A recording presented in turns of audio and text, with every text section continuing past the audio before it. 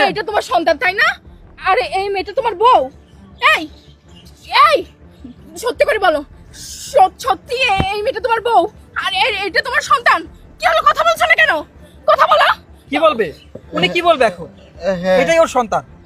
আর বলার মুখ আছে? ওকে আমি বিয়ে করেছিলাম আর ওটা আমার সন্তান। কি? তাহলে তুমি আমাকে মিথ্যা বলেছো? এই কথা বলছো না কেন? তুমি আমাকে মিথ্যা বলেছো? হায় হায় আল্লাহ! এই এই তুমি আমাকে কেন ঠকাইলা? কেন ঠকাইলা তুমি আমাকে বলো? কেন ঠকাইলা? কেন ছাড়ো তো ঠকাইলা? তোমরা।